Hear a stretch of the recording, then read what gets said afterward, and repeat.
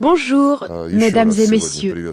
Aujourd'hui, une fois de plus, nous avons le plaisir d'accueillir à Moscou le président du Comité international de la Croix-Rouge, Monsieur Peter Maury. Les ministères russes des Affaires étrangères et de la Défense entretiennent des contacts étroits et réguliers avec le CICR. Nous coopérons étroitement avec nos collègues de la Croix-Rouge pour aider à normaliser les situations humanitaires dans diverses régions du monde, notamment en Syrie, en Afghanistan, au Nagorno-Karabakh, au Yémen, au Myanmar et en Éthiopie. Ces dernières années, nous avons étroitement coopéré en Ukraine après le coup d'État qui s'y est produit en février 2014 et le début du conflit armé, déclenché par les nationalistes radicaux qui ont pris le pouvoir dans ce pays. Un cessez-le-feu a été obtenu et les accords de Minsk ont été signés. Pendant toutes ces années, la Croix-Rouge a déployé des efforts dévoués dans les territoires que le régime de Kiev a coupés de tout approvisionnement. La Croix-Rouge a été parmi ceux qui ont aidé à résoudre les problèmes humanitaires les plus difficiles dans cette région.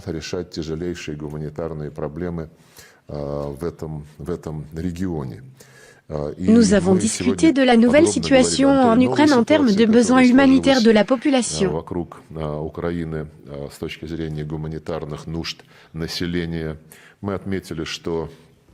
La visite de Peter Maury comprendra également une réunion au ministère russe de la Défense.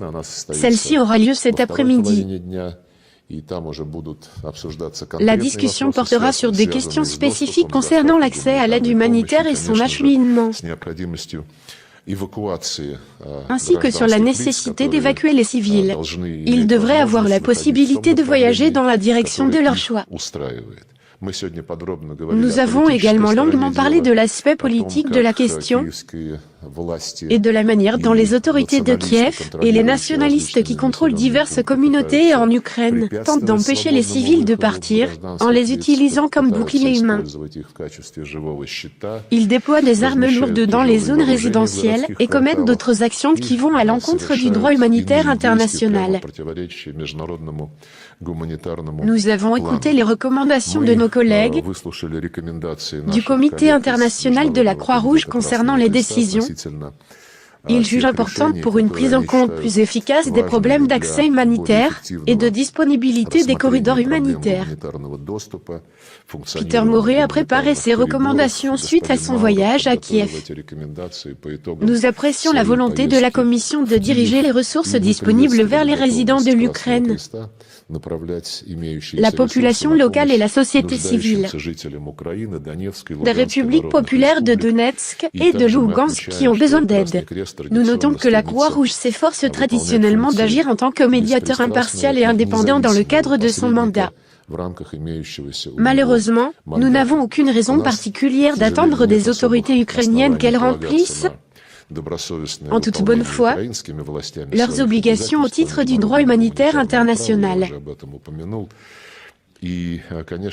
Nous espérons que des mesures seront prises pour assurer l'échange d'informations par l'intermédiaire du CICR, de manière à contribuer à la résolution des problèmes humanitaires et non à les politiser. Nous espérons sincèrement que les efforts de médiation de la Croix-Rouge porteront leurs fruits. Nous sommes convenus de continuer à discuter des questions susmentionnées au sein de notre ministère des Affaires étrangères et du ministère de la Défense. Je suis sûr que M. Maury et son équipe prépareront des considérations supplémentaires à la suite des entretiens d'aujourd'hui. Nous serons prêts à les examiner. À mon tour, nous enverrons régulièrement nos évaluations de la situation à nos collègues du CICR, ainsi que notre vision de certains problèmes qui nécessitent des solutions immédiates en termes de droit humanitaire. Je vous remercie sincèrement pour la réunion d'aujourd'hui et, surtout, pour les efforts que le Comité international de la Croix-Rouge déploie sur le terrain. Je vous remercie.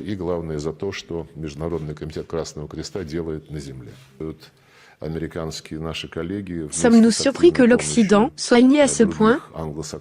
Pas du tout. Nous savons depuis longtemps comment les collègues américains travaillent avec le soutien actif des autres pays anglo-saxons. Nous connaissons les menaces, le chantage et les pressions qu'ils exercent pour parvenir à cette unité. J'ai beaucoup de bons amis dans les pays occidentaux. Ils me racontent comment cela se passe. À peu près de la même manière, l'ancienne Premier ministre britannique, Theresa May, a clamé en 2018 que la Russie était hautement probable d'avoir empoisonné les Skripal.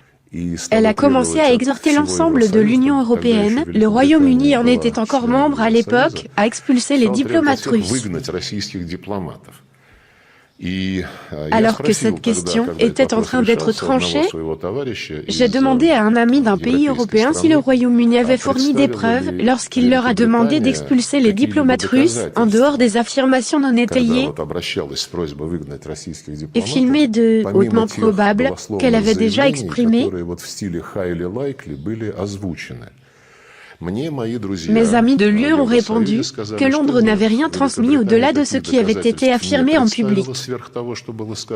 Mais en réponse à des questions connexes, ils auraient assuré qu'ils fourniraient certainement des preuves irréfutables. Mais expulser les diplomates russes dès que possible, ont-ils insisté. Quelque temps plus tard, j'ai pris la peine de demander à ces mêmes amis si le Royaume-Uni avait fourni des faits concernant les Skripal pour étayer leurs allégations de haut niveau. Ils ont baissé les yeux et ont répondu que personne ne leur avait fourni quoi que ce soit. Mais c'était fait, et les diplomates ont été expulsés. Nous savons quelles méthodes ils utilisent pour réaliser cette unité. Nous sommes prêts à ce que l'Occident prenne le chemin de la russophobie. L'Occident n'aime pas une situation ou un régime qui l'a nourri et armé contre la Russie. Un régime qui l'a mis sur la voie de l'idéologie et de la pratique néo-nazie au fil des ans doit assumer la responsabilité de ses crimes.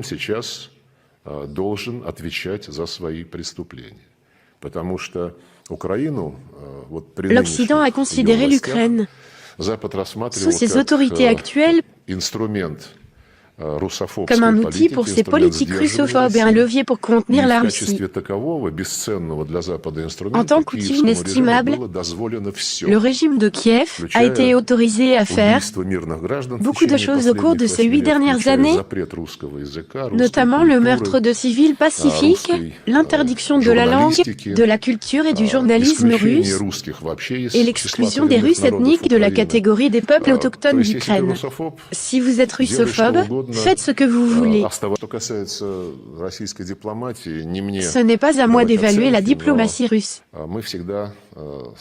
Nous essayons toujours de suivre les ordres, les pratiques et l'héritage de nos grands prédécesseurs. Ils se sont toujours efforcés de procéder à partir de faits en prenant des mesures diplomatiques. C'est ce qui se passe maintenant avec la découverte de documents sur les nombreux biolaboratoires militaires en Ukraine qui ont été créés et exploités par le Pentagone. Nous avons simplement présenté au Conseil de sécurité de l'ONU les documents signés par des représentants de la Défense Threat Reduction Agency qui s'occupent des programmes militaires. Ces documents décrivent les domaines de recherche de ces laboratoires qui sont loin d'être inoffensifs. Au lieu d'expliquer comment ces laboratoires biologiques ont été mis en place et ce qu'ils ont fait, le représentant américain a répondu que tout cela était un mensonge. C'est un exemple parmi tant d'autres. Lorsqu'il est important de connaître les faits, les représentants des médias s'adressent généralement aux représentants permanents de la Russie, plutôt qu'à un représentant occidental. Disons-le tout net, ils ne fournissent pas beaucoup de faits à leur public. Un autre exemple. L'empoisonnement de Salisbury a suscité un grand tumulte qui a donné lieu à une vaste campagne anti-russe.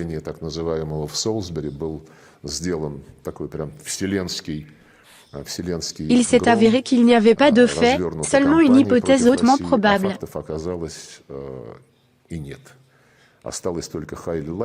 Il en va de même pour l'empoisonnement du blogueur Alexei Navalny et le crash de la Malaysia Airlines au-dessus du Donbass.